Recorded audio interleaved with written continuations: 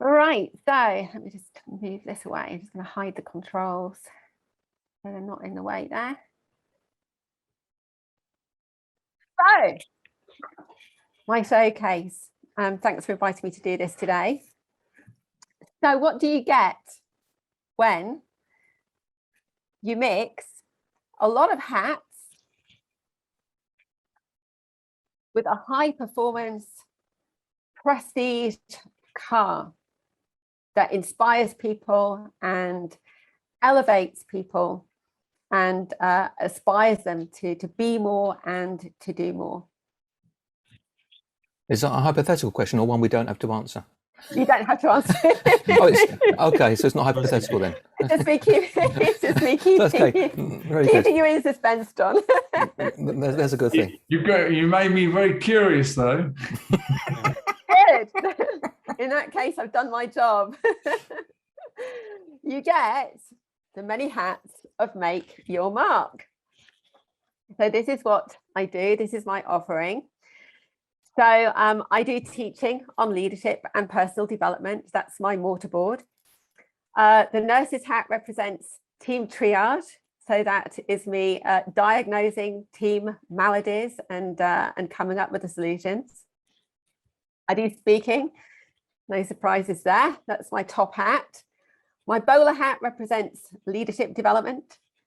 My deer stalker represents coaching, one-to-one and group. And finally, my beret represents culture, particularly values, ethics, and engagement. So I took all of these hats and the car. I wish it was mine, sadly, not yet. And I throw them all into the ring. And ta-da, boom, out comes Hat Woman on a mission to shape remarkable leaders, cultures, people, and workplaces. Equipping leaders to drive cultural acceleration, driving out dysfunction, team inertia, and stagnation. So cultural acceleration, if you're wondering, and I'm sure some of you are, is the compound annual growth that occurs when leaders identify culture as one of the top 3 drivers of financial performance. And crucially, they actually follow through and build it into their strategy. In other words, they put people first. Specific accelerators are customer and quality focus, collaboration and trust, diversity, equity and inclusion, and broad engagement across the organization. The benefits are business growth, reduction in negative staff costs, less time firefighting, so more time efficiency, a rejuvenation in the organization that fuels production, a thriving culture and an invested workforce, and reputation management. Because if people are unhappy, word gets out. If leaders aren't walking the talk, word gets out, and it can be very damaging for the organization. So who am I looking to work with then? Predominantly, though not exclusively, STEM, science, technology, engineering, and manufacturing, because they are the organizations that I've been working with over the last few years.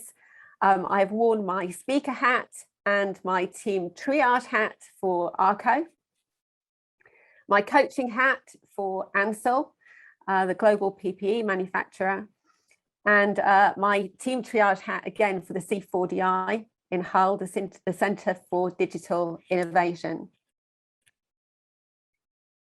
I was also asked to speak at Women for, a platform to highlight successful women in industry, to inspire all people and to lead a positive path for the next generation. There were just 2 of us keynote speakers on that day.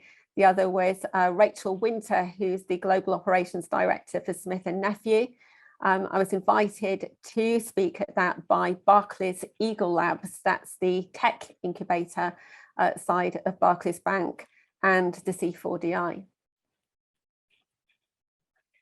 So the challenges I face are that this is a very competitive field, lots of coaches and trainers out there, and probably not many one-man bands like me going for the size of company that I'm aiming for, which is the Siemens and the Reckitt's and the Smith & Nephews. Obviously, I'm, be very happy to get some mid-sized companies as well, but I would love to get those bigger organizations.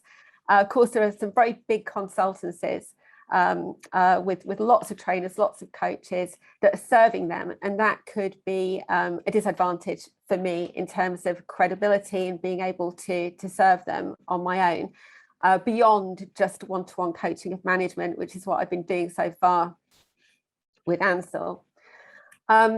Change averse leadership, leaders who either don't want to change, don't acknowledge they have to change, or know they do have to change, but just keep putting it off because it's too much trouble.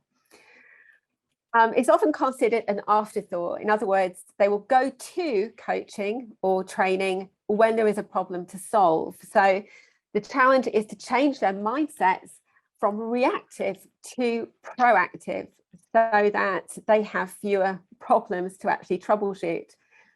And to convince leaders of the relevance of coaching and training to their organizations, even the relevance of data and statistics from studies and anecdotal evidence, because very often they just don't see how it will relate and benefit their own companies.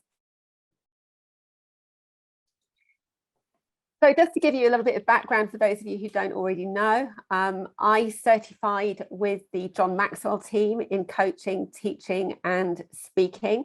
The John Maxwell team is a certification program. I'm licensed to deliver John's core programs in leadership and personal development. I pay to be in the actual membership level above certification, which is called mentorship. That gives me the privilege of being able to pay for more tools and resources to benefit my own personal growth and that of my clients. But mentorship really does have its privileges. It's not a franchise and it's not an MLM. It is just a certification program, although they totally have their heads screwed on as far as their business model is concerned. They have nailed it. But I'm very proud to be part of this organization. John Maxwell really does have a lot of respect globally, and he does walk the talk. He's a great role model for leadership. So I'm proud to wear my badge. And I do have as well a leadership newsletter. So if you would like to receive my leadership newsletter in your inbox monthly, then I'll pop the link in the chat box. You won't get bothered by loads of spam or anything like that, but you should get your first edition the day after you sign up to it, and then it will just be once a month for 12 months. So literally leveling up your leadership 1 month at a time. I'm going to leave the last word to John, actually, something for you to ponder on for the rest of the day, maybe when you're having your lunch or over the weekend. He says, we cannot become what we need by remaining what we are.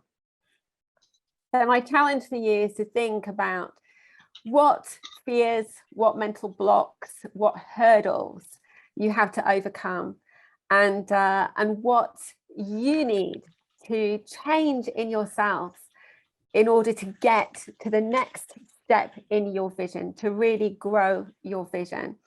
Because a goal doesn't just exist for the sake of it. A goal exists to grow us into the people we need to be to accomplish that.